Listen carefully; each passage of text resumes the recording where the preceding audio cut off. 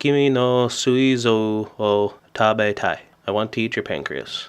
Start things off with he's in the hospital, finds a book saying living with dying, and the girl who wrote it is Miss Yamauchi Saka, and our other main character is Shiga. She has pancreatic cancer. She only told him, like, that she had this. She didn't, like, besides her family, obviously. And right off the bat, he's like, I don't care, blah, blah. And I guess that finds something interesting in him. Then later on, we find out more. But anyway, I'm going to try and do this without too many spoilers. So basically, yeah, Sakura, she's going to basically not much longer to live. Meets him, and the two spend time together. You know, she keeps that diary to write about the days until, you know, what happens. She likes spending time with him because she gets the truth and to live a normal life. You know, she gets, like, both that from him instead of just doctors and stuff telling her what she has, what's going to happen, blah, blah, blah. Sad news and all that. And she gives him, you know, I guess, reason for living type of thing, which goes to him, gives him a reason to do so as well. I like this character. He's very serious, took things too seriously at times. Just like, funny. Which is, you know, easy to do because just he's kind of someone who's just keeps his nose in books. Books are awesome. And doesn't do too much with anyone else or anyone around him and he, you know, feels people the way he thinks they see him. And it looks like she is there to try to get him out of that, which was a very interesting take. Sakura had like a great, like, bubbly, great personality, just kind of out there. Seemed like she was loving life, even what she was going through, what she has. So she hit it very well. There were a couple of times in there where, you know, a few scenes where she kind of let out that she was afraid, she was scared, which hit him when there were times when he heard it from her. But for the most part, she just kept that, and then you'll find out at the end, like, why. And for reasons, and I don't know, she'd be like total waifu.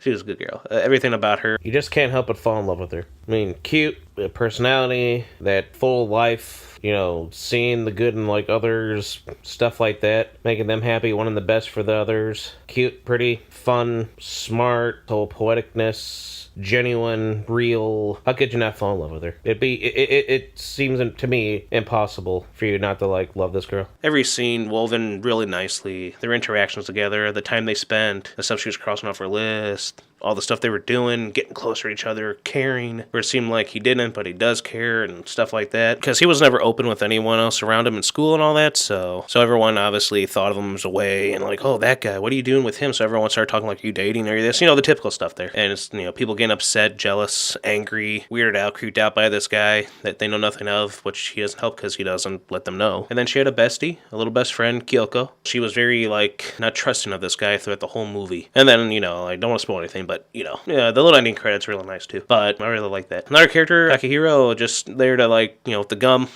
He was cool, but it's like, I'm glad that our boy finally accepted that gum and friendship from, I assume, him and some other people. It's one of those things, like what I liked about A Silent Voice, where after the experience that they had with meeting these people, or this person, or something happened in their life, they changed for the better. So, like, that's what I liked about that. And, you know, Sakura changed, like, if I could totally see it. The way he was is like, she's basically saying, hey, you know, you should start opening up, you should start doing this, you should start doing this. Instead of just, like, being grumpy and hiding away and, you know, to accept and live life, considering from someone who doesn't have much more to go. Deep, very deep. You know, emotional roller coaster, up and down throughout. Like, for the most part, it was, like, happy emotionalness, like tears and sadness, but it was happy. Like, it impacted you type of thing there. Like, she touched, you know, people who watched her story. It's, you know, cliche, but I would say the whole live as if you were dying type of thing. Like this, like her little book. So kind of like that. It does make you think, like, what is life to you? What does it mean to be alive? What is it? You should spend your time enjoying the things you do like and with the people you like, which is why I feel sorry for so many people nowadays who spend their lives angry and harassing and getting angry at things, activities, films, anime, books, people that you don't like. I mean, it just seems weird. Stop it, people. Enjoy the things you like.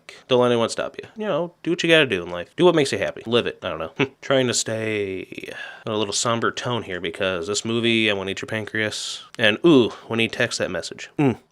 Her diary, the last few pages. Oh, ooh, wonderfully done. Beautiful. That twist, though. Hate it. I was like, what? That's how you're gonna do it, huh?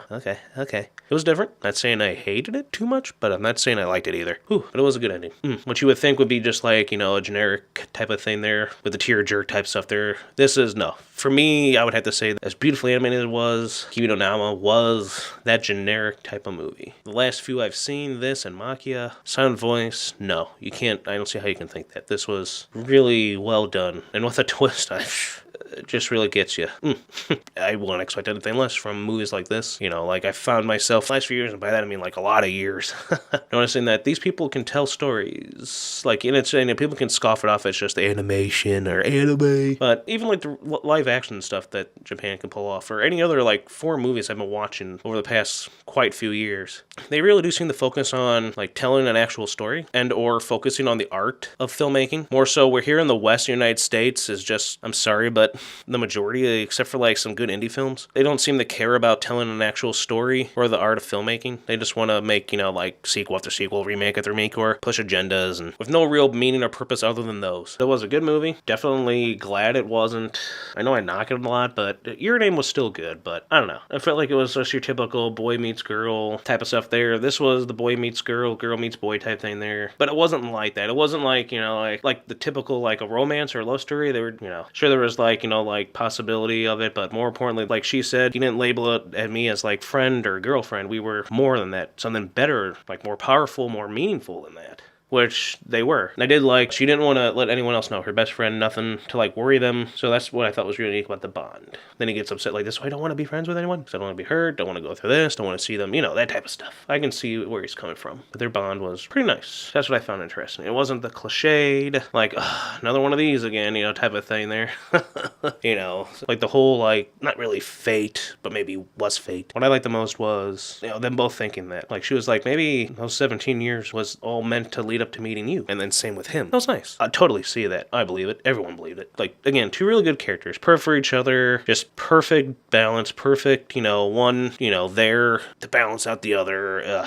They were, in a sense, the opposites of each other, but that was needed for reasons. But, you know, it's pretty cool, especially with, you know, her name Sakura and his name Haruki. That was nice. There's significance in that. There's significance through a lot. There was foreshadowing in this that I glad I didn't pay attention to.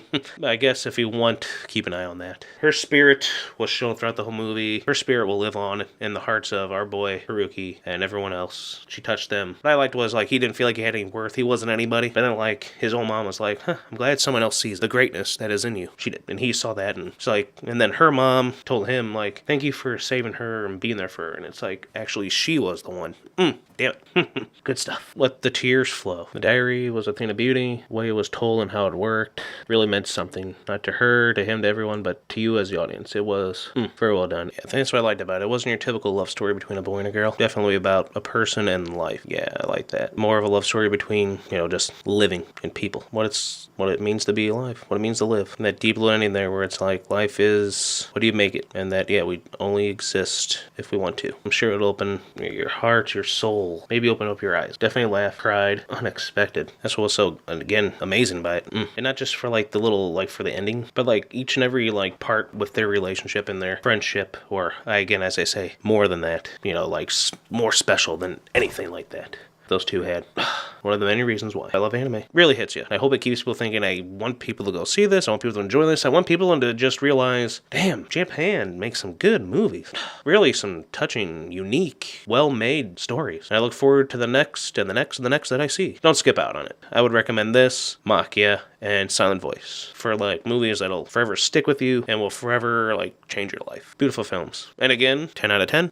Yeah, I tried to be mellow through this instead of talking too fast to get it over with, or, you know, maybe crying or something. I don't know, just go see it, support it, just be there for people that you care about. So instead of saying I love you to someone, you know, whoever they are, friend, family, significant other, you name it, tell them I want to eat your pancreas. I really am trying not to spoil this too much because you shouldn't be spoiled by such a beautiful movie. Keep it fapping. Keep loving anime. Keep loving the beautiful stories they tell. Thank you. Well, the good thing was, you know, along with the reactions, even people, like, were affected by it. Even had a nice little kind of complaint where we didn't get a movie poster this time. There was even some nice person that even said so. It agreed. So, see, you know, I even mentioned the Makia. Go Makia. Shame we didn't get a poster this time. But, seems like people were affected by this film. Even my buddy had something to say. So I'll play some of this, because it seemed very genuine. Like I kind of lived her life with her. And I was like, aw, that's how the film got you. That's how the film got you.